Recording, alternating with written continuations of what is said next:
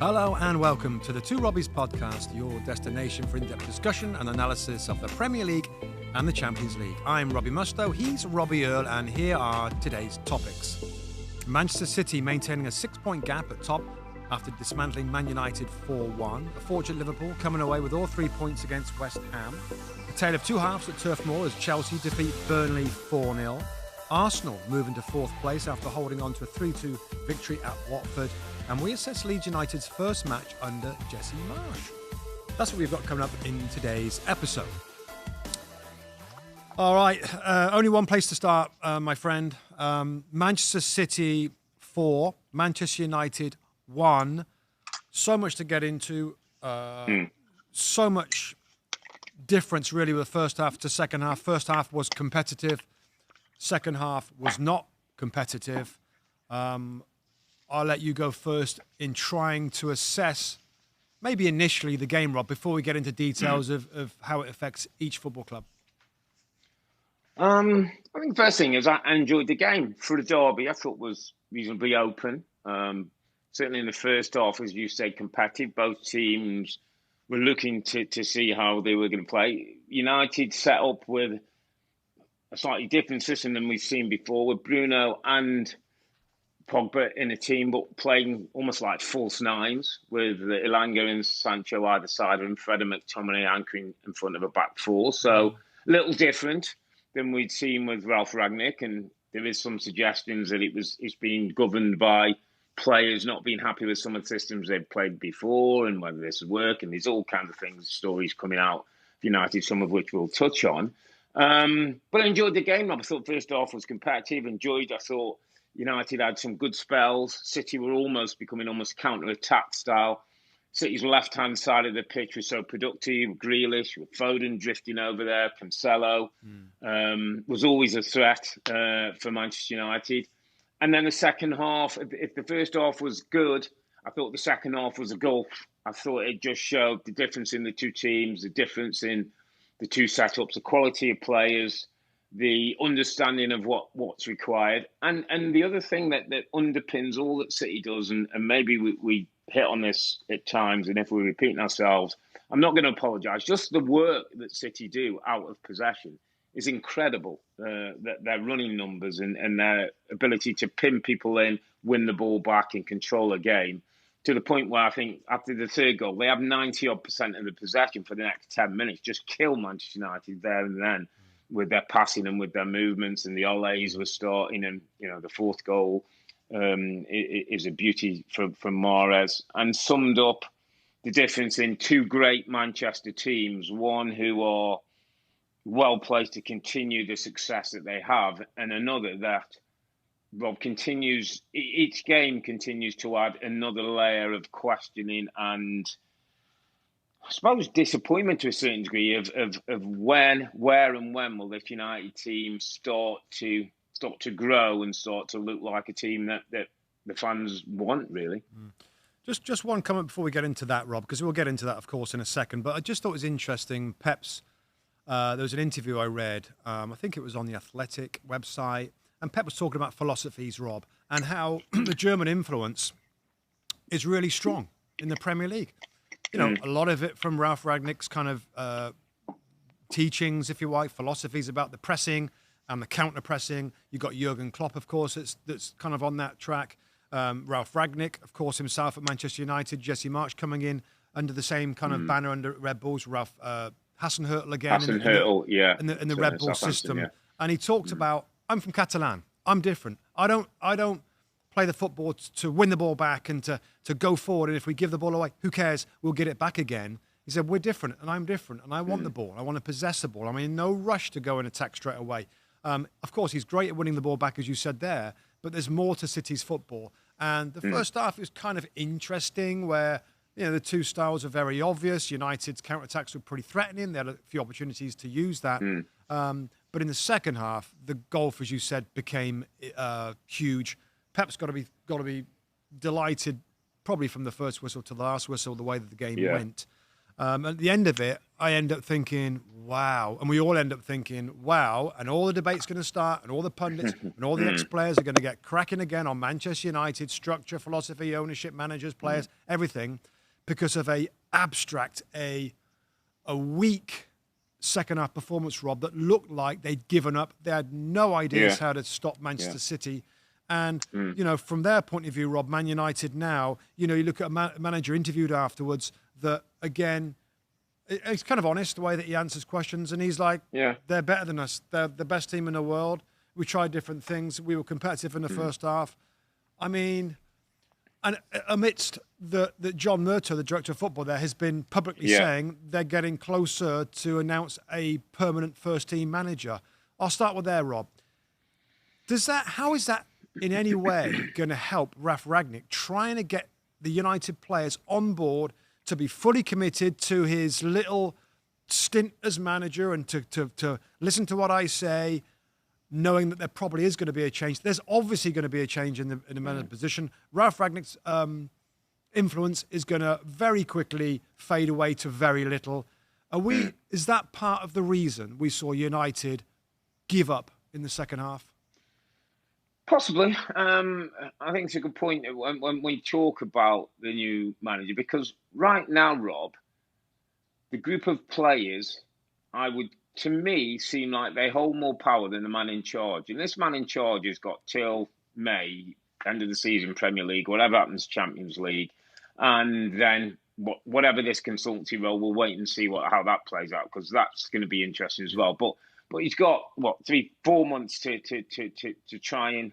It's almost trying to appease. It almost feels to me like he's appeasing a group of players like, are you okay with this system? Are you okay with this? Can we play this way? Are you okay?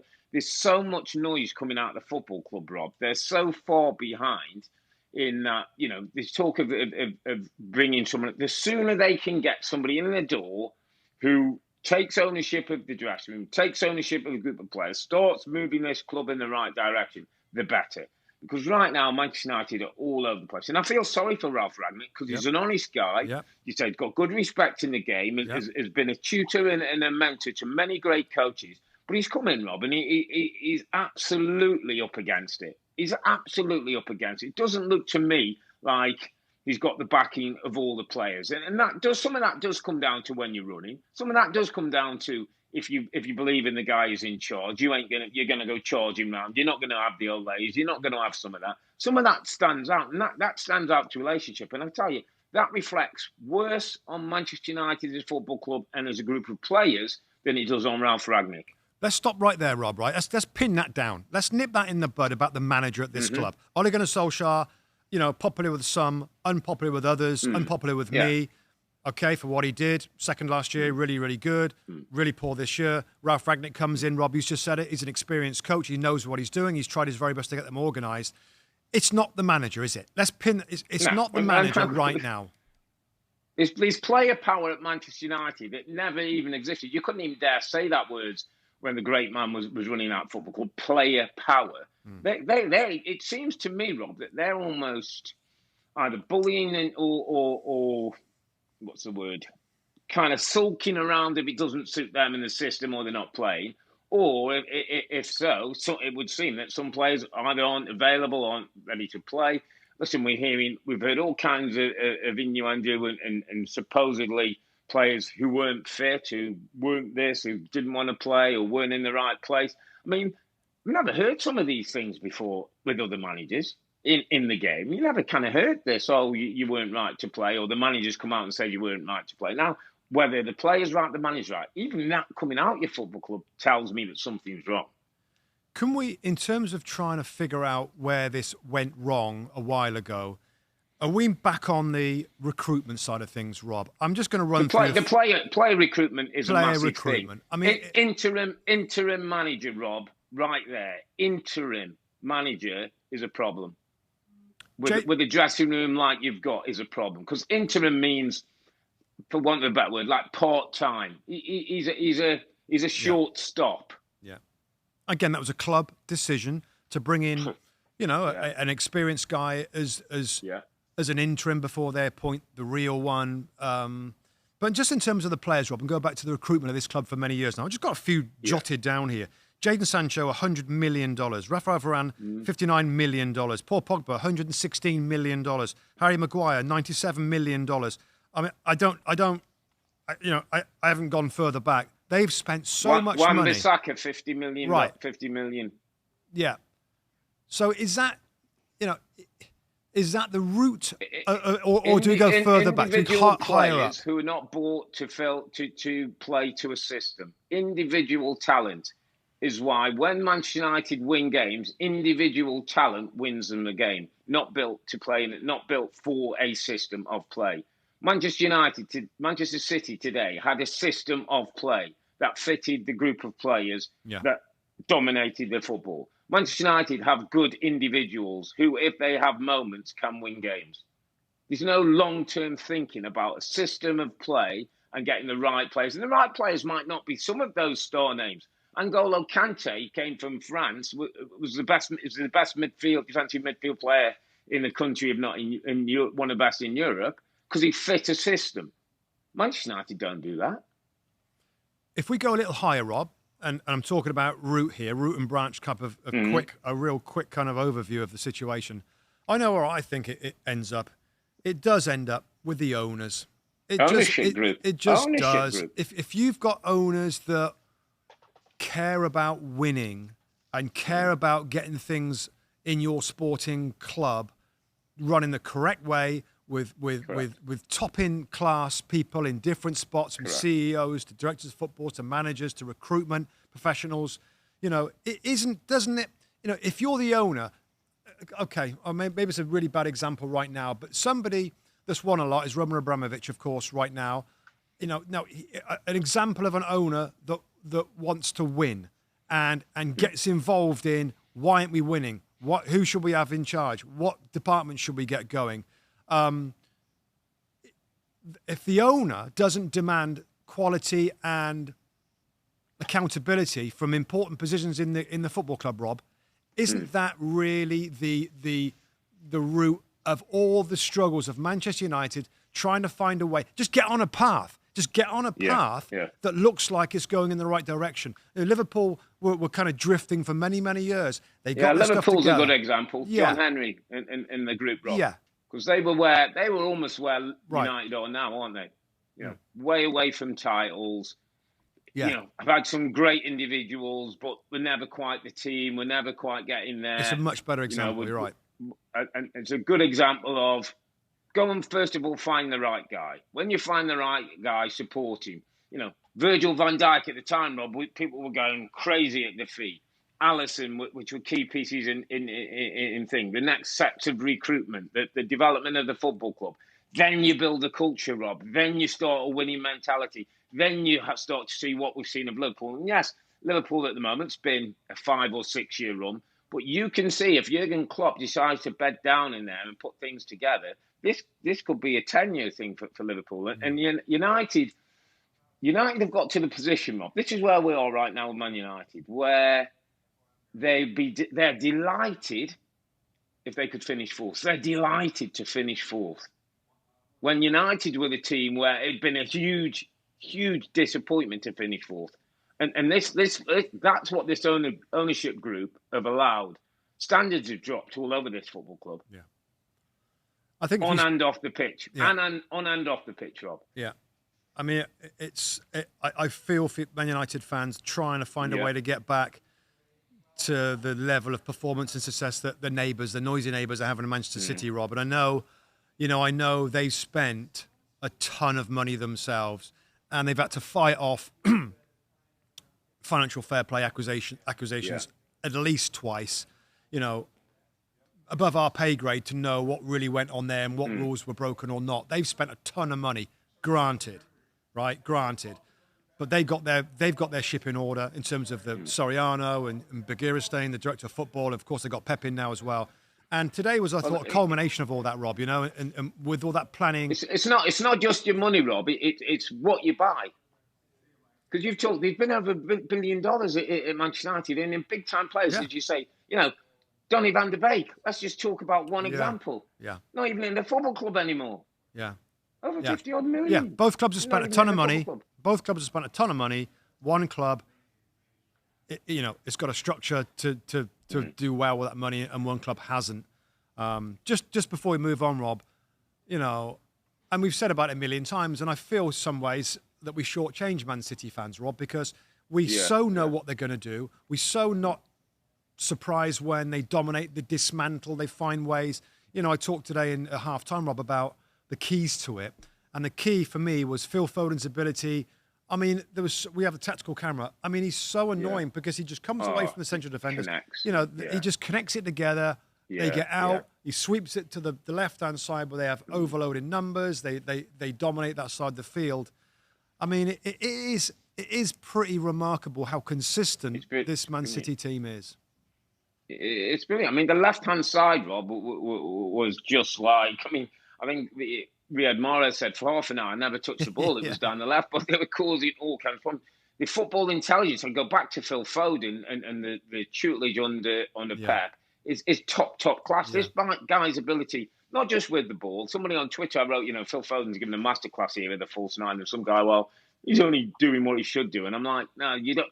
He's doing lots of things that we don't see on the ball that are taking people out of position. That's allowing the space for Kevin De Bruyne. That's knitting the play in with Cancelo and Grealish on that left hand side. There's all these things, and I think you're right. We sometimes just paper over that with that's City, that's Pep. But no, that's top class football. Let's remember, Rob, a couple of people I just want to know. Ruben Diaz. One time, he was the linchpin, probably out for, they're saying up to 6 weeks, 5 or 6 weeks. Yep. No major problem for them. Walker comes in, has a more considered concentrated game. John Stones comes in the middle of the park and they get their business done.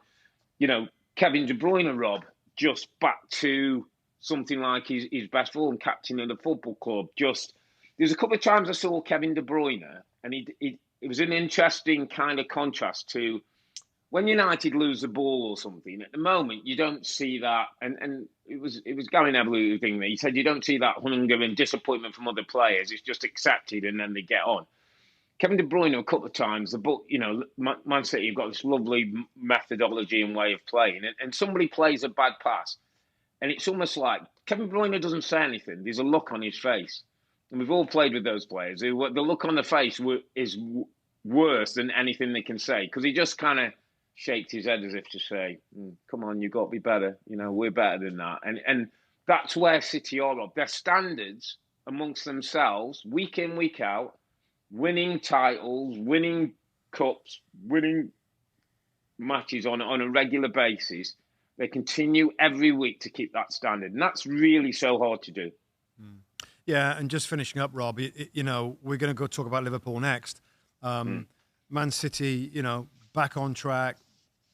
Still the team to beat, Rob, in terms of the points in the bag. I remember going through the fixtures. They had two really tough-looking fixtures. This is one of them. Liverpool, of course, is the other one. The others are kind of winnable for Man City, comfortably so. Man United now, again, we'll talk about Arsenal. A top 4 spot is still available for Manchester United, obviously. I kind of felt that the team was more compact. It was playing better under Ralph Rangnick over recent weeks without getting stunning results. This is a massive setback, Rob. And, I think stories might come up over the next few days about certain players in United's squad that weren't available and maybe could have been available. I'll not say any more, but such a mess right now at United. So classy and effective at Man City. Can I just go back on that? Two things you made. Just the first thing I think is, from Liverpool's point of view, don't expect any favours. I think you're right with what happened in Monaco. Don't expect any favours for anybody else, because I don't see that particularly happening. Yeah. United want to win today, but obviously would have done Liverpool a favour. Just going back to that, because it's one name I've just written down, Rob. Marcus Rashford. No centre forwards available through a number of reasons. And you go from the start of the season, somebody mentioned it. At the beginning of the season, you had Martial, Rashford, Cavani, Ronaldo, Greenwood. None of those available for a number of different reasons now at the football club. Marcus Rashford is your lone centre forward in the squad of players today. He starts on the bench, comes off, doesn't particularly look that enthralled about coming off. And I thought he was a bit disappointed when he came on the pitch in the last day. I know it was a bad time in the game. Where's Marcus Rashford and his career going now? We've been saying this a while, Rob, haven't we? I remember I've been saying for a while about Rashford and about end product. Yeah, but I thought today was almost played, a public recognition of it. Yeah. With no centre forward available, with no other centre forward available fit and able, he puts him on the bench. Yeah. And plays 2 central midfield players in sort of advanced positions. Do you think Rashford should move clubs, Rob? Do you think? Today was the first time I thought that, Rob. Maybe he's done. He's been a kid. He's come through. He's done brilliant things on and off the pitch. But maybe he needs the next challenge now. Maybe he's at that stage. Yeah. Just again, like you've written somebody down. I've written somebody down. Quick on the other side of things. Raheem Sterling. I mean, like he's been in great form. He's a club top scorer, and yet he didn't start the game. I mean, Pep makes some decisions that, again, this rotation is absolutely, it dominates everything. If it's time for Sterling to have a break in a game like this, he's going to take a break. And I don't know. I mean, they win 4-1 without Sterling. That left side was great when he's normally on that side. And by the way, quick last shout, and I promised the last shout. I thought Jack Grealish, Rob. I thought Jack Grealish was Jack is back. Was better today. Was involved. Confidence, a bit more aggressive, involved. Yeah. I thought he played well. I thought he played well. All right, next match we should move it on. City love. Let's go to Liverpool, where they got the job done. Rob, it wasn't. I mean, they had plenty of possession at times, but it wasn't as comfortable as you like. And certainly, West Ham had their opportunities, and Lanzini, I think it was who blasted the one over the top when he. Come inside, has a great chance to at least get an equaliser. Is this part of what a run-in could be like for Liverpool? Sometimes you just got to find a way to win the game and get it done, or is there a bit more than that? Should there be a bit more control and a little bit more? What would be the word? A little bit more of their owning the game a little bit more, yeah. Well, I think if you look at the big picture, you look at the goals against, it's still pretty good. I mean, it's not as good as Manchester City or Chelsea, actually, just a couple of goals worse. So in general, defensively, it's been okay. But in some ways, over recent weeks, your eyes tell you something different. Now, I really am not sure they can continue to be, I mean, of course, superb going forward, Rob, but is there a price to pay for that could hurt them? In this game, there's no question that not for really weak finishing, and I'm talking about sitters, like one-on-ones going through, and not. I mean, probably 3, 4. I mean, possibly. Lanzini's one that sat there on the volley. I mean, and skied it over the top. It was Fornals. Was it Fornals or Lanzini that went through first? Lanzini, I think that was one. Fornals went through and clipped one over. I missed. I mean, there's so many. Trent one. Yeah, the one that cleared the ball. Antonio had the one early. Sorry, Lanzini had the one over the top. Yeah. I mean, is that? I mean, Jurgen Klopp was very quick to sweep it away. You know what? Yeah, we got to have a word with the boys and all that. Is that a cause for concern, Rob? Given the way that City look like they're not going to drop any points, or is it just the way it is? And Liverpool's attacking dial has turned up that far that they are vulnerable because it's both Robinson and Alexander-Arnold, Rob. It's not just the high line. I think it's important to say this, Rob, because everybody talks about Liverpool's high line. It is high. And they try and catch people offside. Another part of it is equally important for me is because the two fullbacks are advanced of that last line.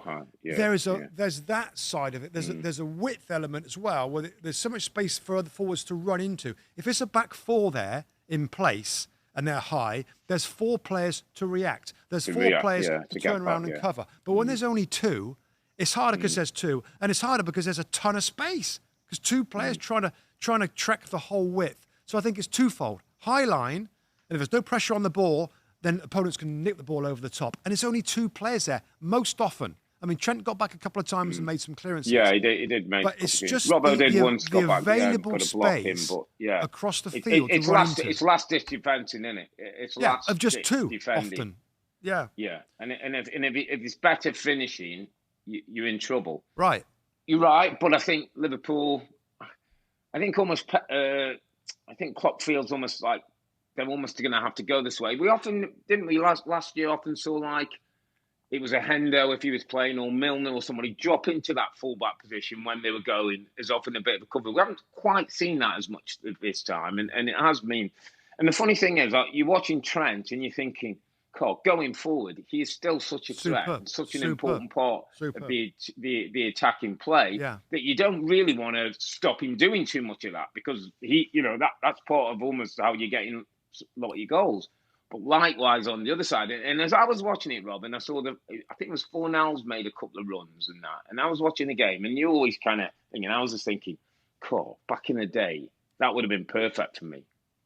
Them playing that line and a deep line runner who can come from the halfway line, start his run. Honestly, you'd fancy yourself to get in 2 or 3 times a game on those, like a diagonal or a little ball played over the top where you're coming from one of those midfield positions.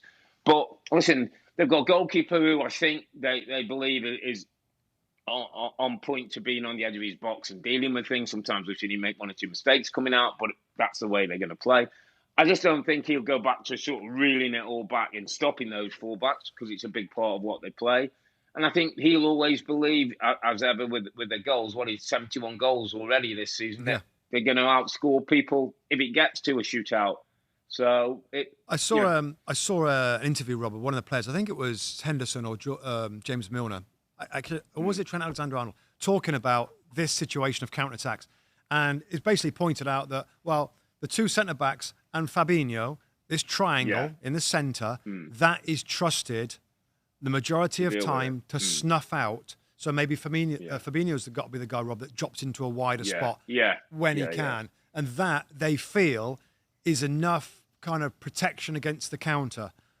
Great in theory. And, again, 20 goals against is pretty good after 27 games played.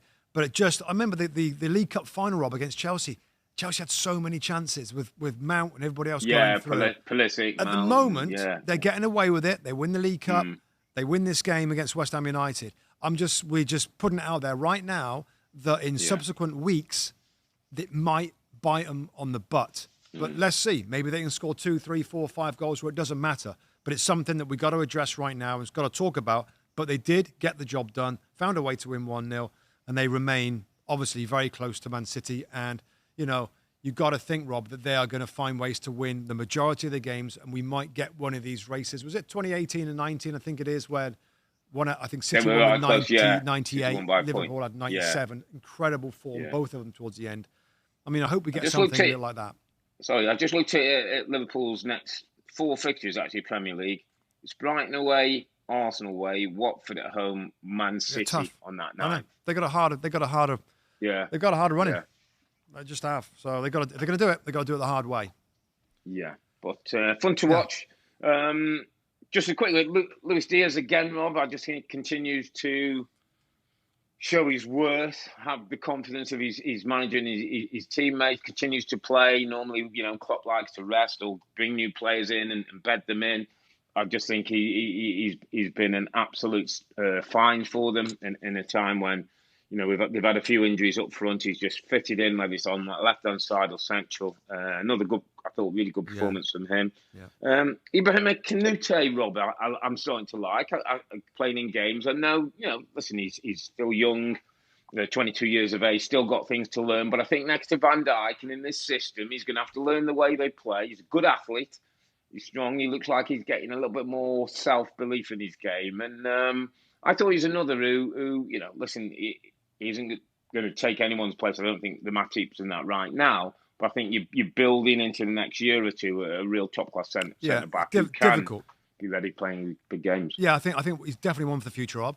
I think whenever I see so many opportunities for the opponents, I do kind of question, I don't know whether I can fully commit to Kanate being really great in the game when they had so many chances. What I would say is, it's hard, isn't it? It's hard playing on that side when Trent Alexander-Arnold is so you're going to get exposed. You're going to get exposed. You're going to have to go out wide to track players. So, but Klopp's been pretty careful with Kanate, Rob, hasn't he? He's been pretty careful with him, and he's starting to see more action, more minutes right now. But in general, I agree with you. I think he looks like he's got a lot of good things going on. But this was difficult at times against West Ham.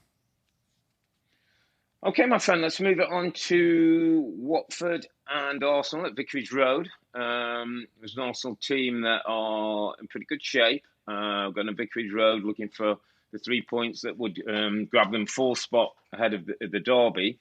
And they got the job done. Maybe not in the fashion they would like, but 3-2 away from home against a decent Watford team who we know can be dangerous.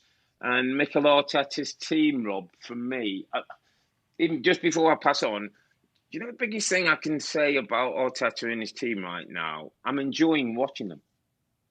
I'm enjoying watching. They look like there's a confidence and understanding in how they're playing out the back. There's a nice structure to the team. There's a young and old kind of mix. There's lovely attacking football and options and play and people from the academy and young players in. There's a bit of resilience we've seen that in the past that's not always been there. Just feel like for the first time for a while, Arsenal fans must be really proud of what they've seen. We go back to the Wenger era and the great, beautiful football and what Arsenal did at the football club. But, the reality is towards the end of that reign, it wasn't so great. Unai Emery comes in and was always fighting to establish himself in the football club and the way they were going to play. And we've had that time and Arteta came in and initially, I found it difficult, certainly this season. But I just feel well played to him and well done to this group who, it's one of the teams I really look forward to watching now because I kind of feel like we're starting to see a bit of what Arsenal are and who they're going to be in the future. Rob, I thought Arsenal were for large periods of this game, superb, fantastic. You can see a maturity to this younger team. I can absolutely see a grooved nature to the football. It's becoming grooved. I'm watching them with the ball. I know exactly what's going to happen in those midfield players splitting. Alexander Lacazette coming into the hole. Their build-up play is really, really familiar. They look like they know what they're doing. He has done a pretty amazing job. Right now, they are favourites to finish in that top 4 position, which absolutely. is incredible given the start that they had, the losses at the start of the season, the question of him as a manager of the team. But between then and now, I mean, the goals they scored today, Rob, I mean, what about beautiful goals? I mean, Cucho Hernandez's overhead kick is spectacular, but the Arsenal goals with the build-up play and the linking up and Lacazette's involvement. Martinelli, the Saka and Martinelli's strike, the Martin Odegaard's ability on it, Rob. So it's a 4-3-3 now, by the way. I mean, there was a kind of a change from the 4-2-3-1 where there was some movements within it. Today I watched it really closely, and it pretty much is always now 4-3-3. So, of course, Thomas Partey, Rob, is holding in the centre. Granit Xhaka, which is one side getting forward. And Odegaard now is less central and more right side in those little spaces between the lines trying to get on the ball. Saka on the right-hand side, Martinelli's goal ability, and Lacazette playing up front. I just it's really easy to criticise on these shows, Rob, and to jump on negative stuff from teams. It's easy to do that. But you tell you what, I love giving credit and appreciation at the right time. For me, right now, Arsenal, where they are right now, the football that they play, the maturity, the experience. You said about the grit, Rob, from last week against Wolves, coming from behind to win. If they can grow that side of it, they've definitely growing the football, the build-up, the philosophy. I mean, it's again, pinch of salt, right? And I'm going to make a really tiny comparison, but. Is kind of getting, nowhere near Man City, but the style, the shape, the attacking in the wide areas and the little triangles and the midfield players now playing really high when you look at Xhaka and you look at Martin Odegaard, it's starting to look like a little bit like City's kind of style of possession, of width, of in between, of strikers coming deep, Lacazette, almost false nine-ish a lot of times, though he is a real number 9. I don't know. I just really enjoyed what they did today. And I know it's only Watford, and they're probably going to get relegated, but that's what Arsenal fans want to see, that style, that application, and that quality, Rob, when they got into the final third. Yeah, it's real quality. And the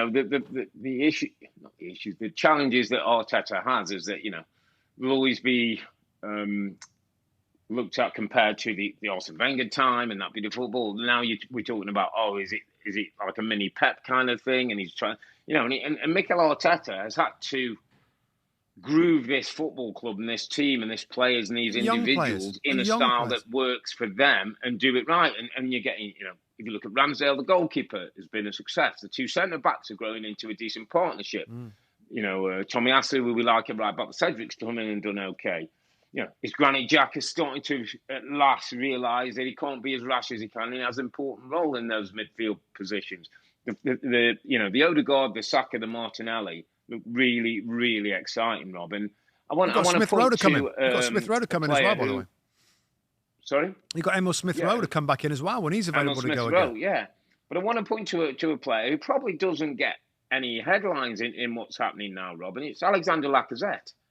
And I'm going to give him my underappreciated performer of the week.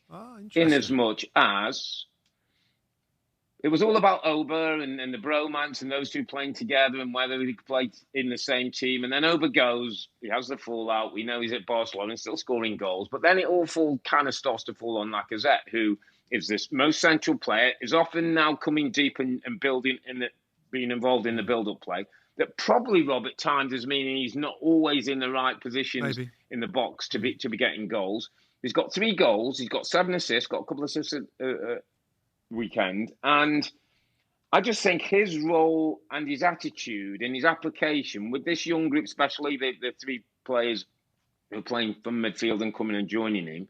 I heard him a few weeks ago say he's captain of the football club, but he said, I'm not a ranter and raver. If I feel it's right, I could put my arm around people in training and have a word with them. So he's not maybe somebody who you're going to see on the camera, with a fist and barking orders. But that doesn't always mean you're a good captain. That sometimes means you're doing it for the TV.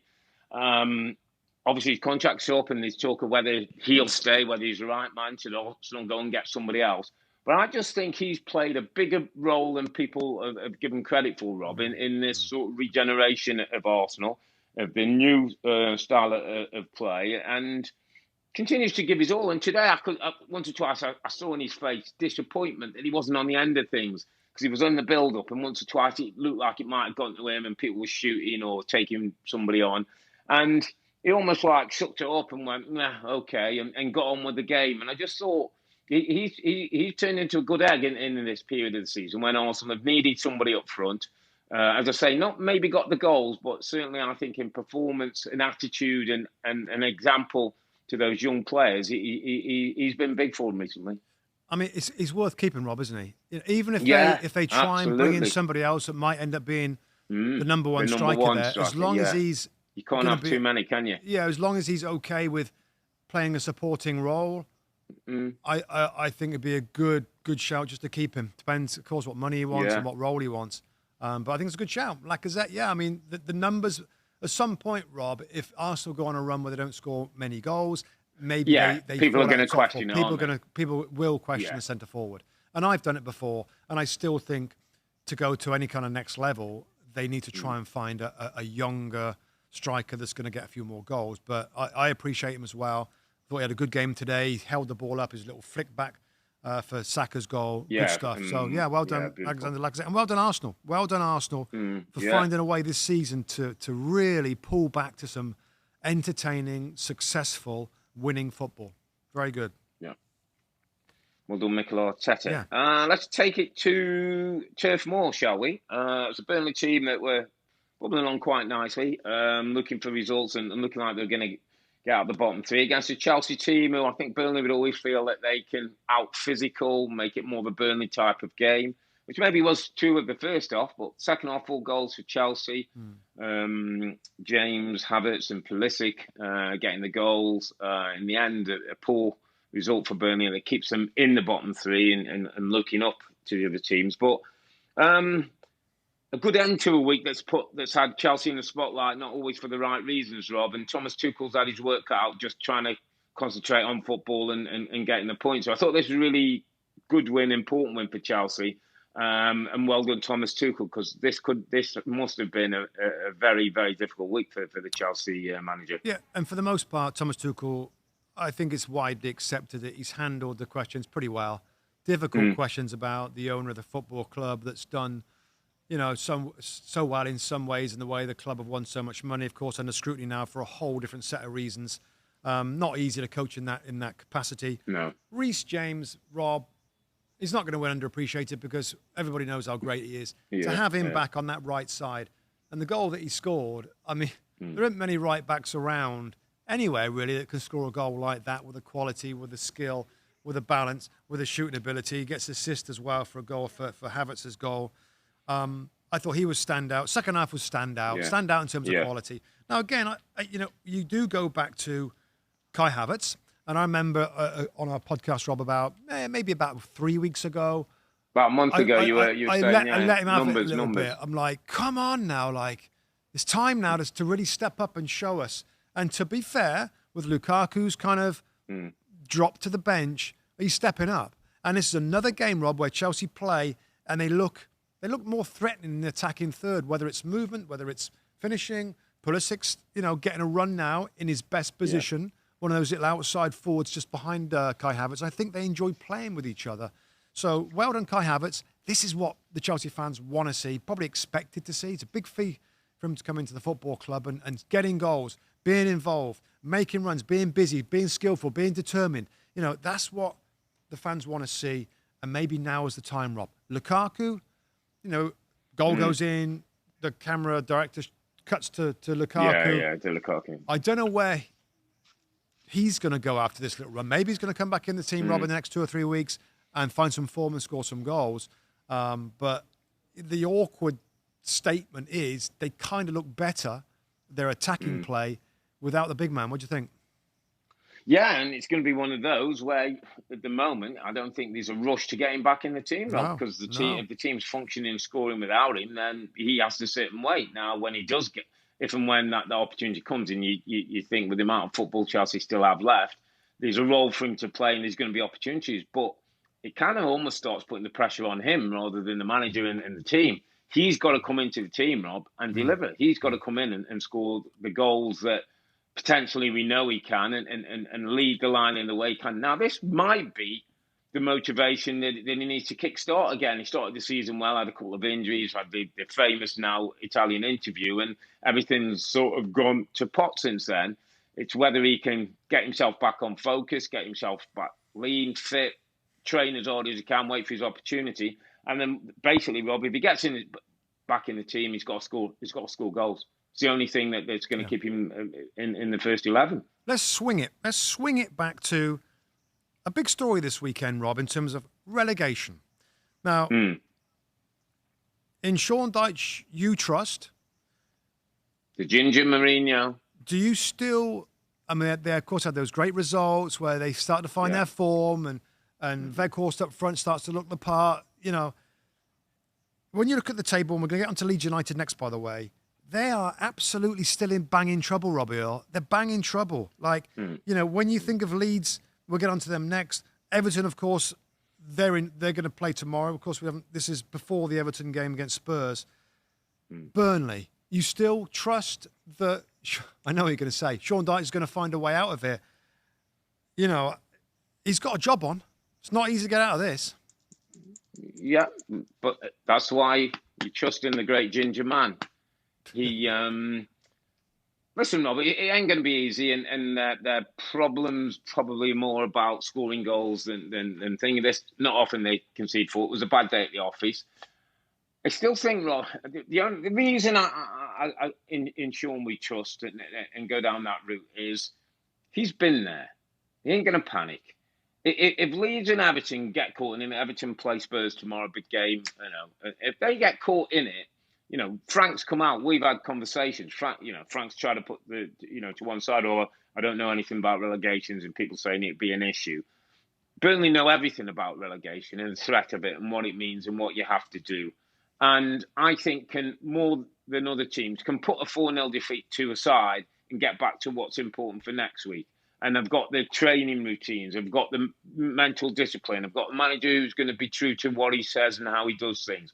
And I just think down the track, whatever that may be, however long that may be, they will still believe they can get out and not panic about it in the way that if Leeds get caught up in it or Everton get caught up in it, I worry for them. My hope for Leeds, for Burnley, has been Maxwell Cornet, Wout Weghorst. Yeah. Now, I don't know whether Maxwell Cornet had some kind of problem. I was shocked he didn't start. Yeah. Jay He's Rodriguez had some played muscle up. injuries. He's been one of them, like he's played a game and he's had thigh or muscle. Really? I think he's one of them that at times has been a little bit fragile. So a game where they He came want into to the risk game. him or Yeah, he take any came more. in. Yeah, I don't know. Yeah. Yeah, of course, Ben Mee as well as a player that had a knock on the knee. Missing Ben Mee. Yeah, they're missing him back there. They've got to find a way. I mean, it's going to be close, isn't it? It's going to be close. Yeah, it's going to be close. They're 21 points. Everton 22, but have got a couple of games and Leeds 23, but a game in hand. So Leeds is starting to become their target, and we'll sort of nice transition into Leeds because it was Jesse Marsch's first game in charge. A lot of eyes on this one against the Leicester team that's starting to get a little bit of his mojo back. What do you think of Jesse's first day in the Premier League? I thought a lot. I thought, wow, they didn't have to play well first half. They didn't have to play well first half. I'm sure we said it here, Rob, or I said it, that the next manager at Leeds United has still got to utilise those midfield runners, the midfield goal threat, the eye for goal that certain players have got. But as you've said many times, Rob, there's got to be something different defensively. The man-to-man system, of course, is always going to go. There's hardly any coaches now, Rob, that do that. So I thought in terms of the shape, the structure of the team, the energy of the team, the tactical kind of setup with the press, high press, the side press. If the ball's on one side, you watch those white shirts, they all go over to the side and pin in. He doesn't care anything about the other side of the field. I thought it generally worked really well. The finishing, of course, is what has hurt them. Yeah, Patrick Bamford is there, almost ready to go now. But I thought, particularly the first half, I thought Leeds were everything that a Leeds fan would probably hope to see after the legend that is Marcelo Bielsa. Yeah. I mean, we did the halftime highlights, Rob, and I think Leicester City had a set-piece header, a simple one, and I'm like, well, that's better. We're not at halftime. We're not going through tons of opportunities for the other team. Yeah. So I think Leeds fans will think, well, that's better. Again, crucially, the front players did get looks. They've just got to do a better job of it. Now, look, before we get on to Jesse Marsch, Rob, and reaction afterwards, what did you think to the game? Did you get a good look at this one? Yeah, again, I just thought there was a little more structure. I liked, as you say, the setup. It was interesting that Jesse Marsch, after he talked about, I put 4 or 5 things across the players and just wanted to be clear with those. And then they said they did them for me, which I thought was obvious from what you see, the setup, the coming over, the half in the pitch, things I've done back in the day when you're just trying to nullify the opposition and make their play a little bit more predictable so you know almost where the ball's going to go so you can be in the right place to defend it. I thought a lot of that was good. I've got to be honest, Robert, I thought the first half was as good as you could expect it for a new manager going in and a very emotional football club that's just lost one of its legends. Obviously, a little bit disappointment in the second half to concede, and it wasn't quite at the same level. But with the players you're missing, with 4 days of training, with everything that had gone on around the football club, I thought it was a pretty good day for Jesse Marsch. And the other thing I would say in terms of the performance from the manager, I thought he was outstanding in his interviews. I thought it was outstanding. Yeah, he talks really well. Because there was everybody who doesn't know football, there's an American in charge at Leeds, just listening in, Rob, and we're like, what's this guy about? And I thought he was excellent. I thought his football understanding was good, his communication, his manner. He had a little bit of humour, talked about, what he liked, what he didn't, what he's looking for. I just thought he gave a really good first day impression at his football club. I think it's going to be different, Rob. I think we talked about it. This stigma about American coaches in England in the Premier League, I feel it's going to be different with him. I just do, because he's smart, because he's a very intelligent guy, Ivy League educated guy. He gets it. He's been in European coaching for many years now. He played. I like what he says. Now, I want to go on to something afterwards, Rob, that I thought was okay. Other people around English football thought it was kind of unnecessary. The huddle at the end, the circle at the end where Jesse Marsch is in there, basically saying, you can almost read his lips, like, that's pretty good. If you play like that, and when you drive like that, and you take the game to opponents like that, we're going to be absolutely fine. The public display of togetherness, the trotting over to the Leeds fans and banging his chest and clapping the hands. Again, my reaction afterwards on air was, don't mind it. Public show of togetherness. We know what we've all been through. Let's appreciate the fans, as a way to go forward. Do you have the same opinion? Or, like a few others I've listened to, what's all that about? Get him in and tell him what it's all about. You don't have to do it publicly with the cameras spinning around the group and you giving it the full Monty. Was it genuine, heartfelt, needed in some ways, or was it false, unnecessary, and something that they shouldn't repeat? It's a good question. If it's what he wants to do, whether it's heartfelt or not, do it. If he feels it's, but there'll be a reaction to it. There'll be a reaction. Let me just go to reaction. So, Jurgen Klopp likes to hug. Jurgen Klopp is the master of where a camera is. He knows where a camera is. When he's giving those massive hugs and picking people up, do you think he doesn't know that the camera's got him? That's what Jurgen Klopp does. Marcelo Bielsa sits on his little throne at the side of the pitch. He knows when the camera's on him and the red light and the cameraman's walking around. He knows that that's his time to be that guy because that's who he is. And if Jesse Marsch wants to pull those group of players together and have a little bit of a group chat and get one or two messages and visibly to the rest of the football world looking in and say, we're united, this is us thing, that's okay. Now, don't start doing it because every week because you think, if you feel it's the right thing to do, do it. Don't have any questions. And don't worry about anybody who's sitting outside because you'll see the benefit in training, in games, moving forward. If it's not your thing, but I kind of don't like when people, they're almost looking for a reason to be poking him or look at him, he's doing it for the cameras. They all do it for the cameras, Rob. You tell me Pep Guardiola doesn't do it for the cameras. Tell me Antonio Conte doesn't run up and down and dive in the thing for the. They all do it, and it's all about bringing your group together and finding a way. Connecting with the fans, Rob. And Jesse Marsch is smart enough to think that's the right way to do it, and it has an effect on his team. Jurgen Klopp knows the hugging thing affects his players, and if you get the big hug and you think, oh, look at the relationship. Jesse Marsch is doing his thing. And also, by the way, just finally on this. You remember Jurgen Klopp went to the Kop and was giving it all the hands of all the players going together. Yeah. Ralph Hasenhüttl does his thing. Thomas Tuchel did a few. Maybe it's an initial kind of thing as a connection and connecting the players and yourself as a new manager to the fans. So correct. I didn't mind it either. And encouraging signs for Leeds United. Again, quickly looking at the league table, they're they're right in it.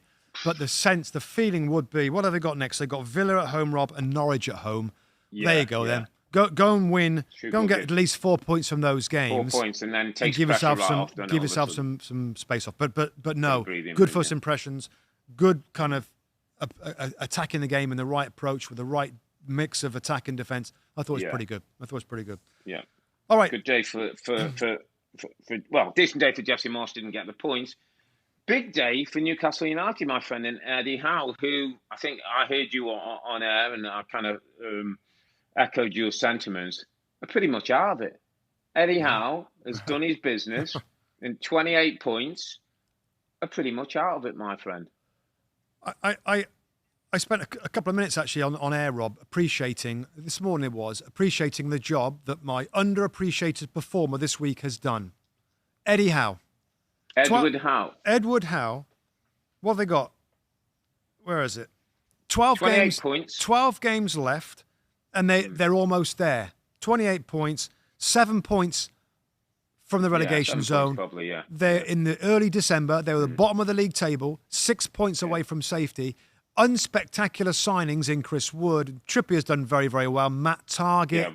Bruno hasn't played much. They've been without Callum Wilson, Alan Saint-Maximin. They've done it with a style that we talked about, Rob. We talked about, Newcastle were going to try and play their way out of trouble. Well done. I mean, the support at that club we know is spectacular.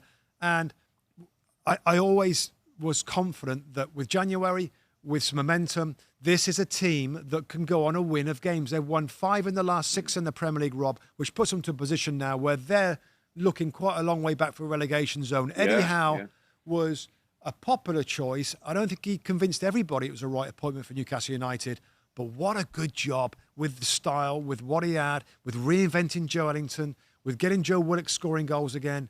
I mean, well done. Like, for a coach that's renowned for being expansive and maybe defensively vulnerable, he hasn't got great defenders at that club, but he's ended up, Dan Burn, another signing, of course, that came in. Dan Burn, not a spectacular name. So they've steadily improved the quality a touch, but the manager's done a good job to get him to this point there. Well done, Eddie Howe. Yeah, and I've got to be honest, Rob, I wasn't sure that he was the right man or would play it the right way. I thought that he might want to out-football his way out, and I wasn't sure this group of players were. And it's interesting, because my note was that the midfield players he's generally relied on. John Joe Shelby, who we all know at times his emotional control can be anywhere. Yeah, he hasn't shown Joe Ellington. Most managers would have gone in there and gone, this guy ain't going to score me goals. They'd have laboured him on one of those. He's turned him into a box-to-box midfield player with a goal threat. And Joe Willock, as we know from last season, it can score goals, but wasn't firing at all under Steve Bruce. And Eddie comes in and we start to see the player that we saw from Arsenal who looks a talent. So, only congratulations to Eddie. I doubted that he could do it in the style and the way and even the time that he's done it. But fair play, very happy to hold my hands up and say, great job. Be good to see them in finish it off and keep a little bit of form going. And then, massive, exciting few years coming up for Newcastle with their ownership, with the potential money and what that could look like going forward. So, absolutely great shout and appreciated Eddie Howe and Newcastle United, who sit now, 6 points away from the bottom three. 7 points clear, aren't they? In 7 points, 28. 7 points away from bottom three with a couple of games in on some teams. So, well done, Eddie Howe. Another team. Rob, another team. Well, where are we going? Yeah, we're going to go another team. I thought it was a big weekend for the bottom clubs. Norwich City 1, Brentford Football Club 3. Ivan Toney hat trick. Norwich City with manager Sean Dyche says before the game. Dean Smith says before the game. Can't afford to lose this one. Well, there you go. Dunzo there Dean. You go. Dunzo Dean. Sorry. It's so difficult now to find them a way out. Brentford Football Club were dropping like proverbial stone in this division, and we know that teams have been affected before like that. Start off well, particularly the promoted ones. It happened to me at my Middlesbrough. We started off incredibly well. We almost got to the top 3 or 4 in the Premier League at Christmas, and then we fell like a stone after that, and we finished maybe like 12th or 14th. So that was happening. That's an important win, Rob. You got Ivan Toney back scoring again. You got Christian Eriksen, by the way. Eriksen involved in the team game, now, mate, starting the game. He's on all the set pieces. I don't want to say it yet because I think I'm a little bit too early. But I felt that was a definitive game. The 27 points. They've probably got to get another 7 or 8, 34, 35. Yeah, 2 more wins, a couple of draws, and you're good, aren't you? But you can see, it's funny, Rob, because you know that run, and I've been at when you start dropping like proverbial, and sometimes you can't see a win. No, you can't. You can't see a goal. You can't see anything. They've just addressed that by winning a game. Once you win one, you start believing again in yourself. Well, we can nick a draw here, we can get another win here, and all of a sudden you're plotting your way out of trouble. It's amazing what a 3 points can do when you're not kind of running. Ivan Toney getting the 3 goals, getting him fit, getting Christian Eriksen on the pitch and playing well.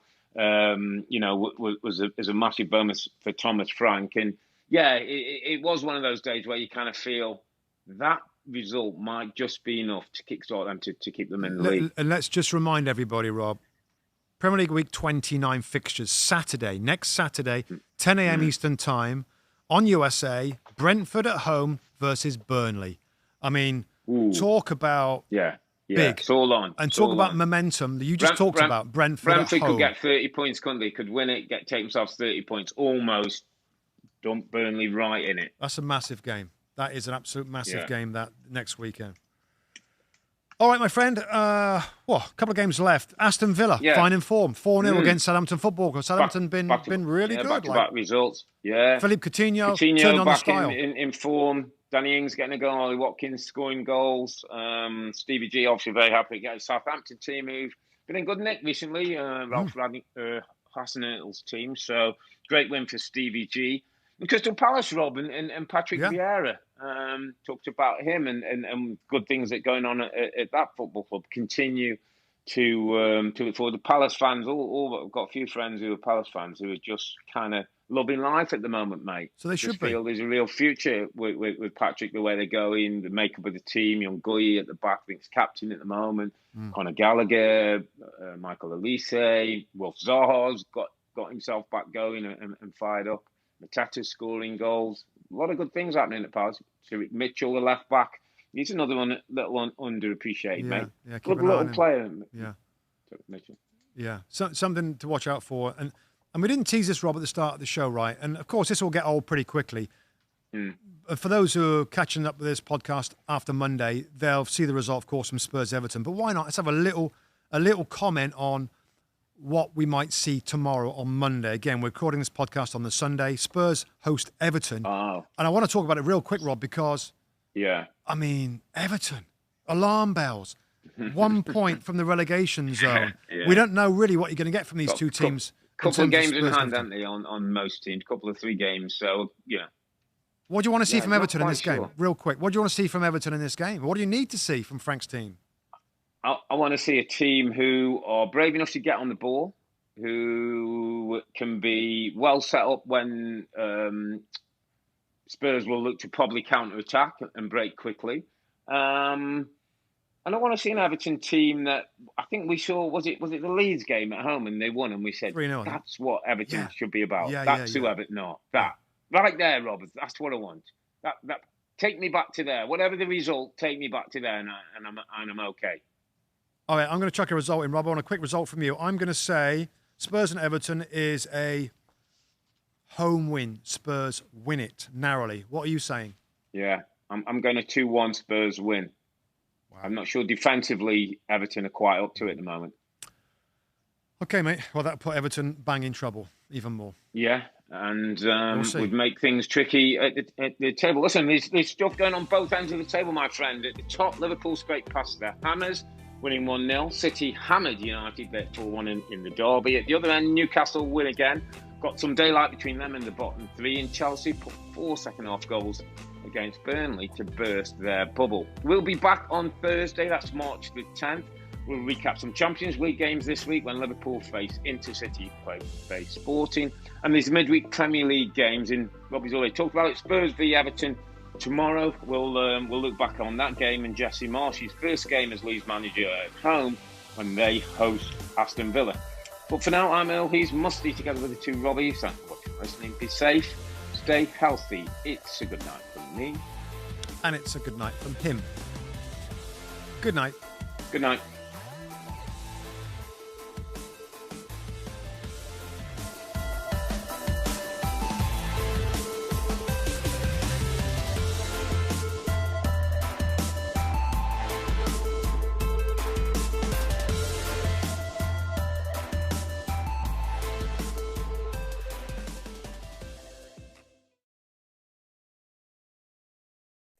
Hi there, I'm Rebecca Lowe, studio host for NBC's coverage of the Premier League. Don't forget to hit subscribe to watch highlights all season long and be sure to tune in for Premier League mornings every weekend at 7 a.m. Eastern. And for even more content, head over to Peacock, where we've got live games, original series and a dedicated round-the-clock Premier League channel featuring studio shows, classic matches and much more.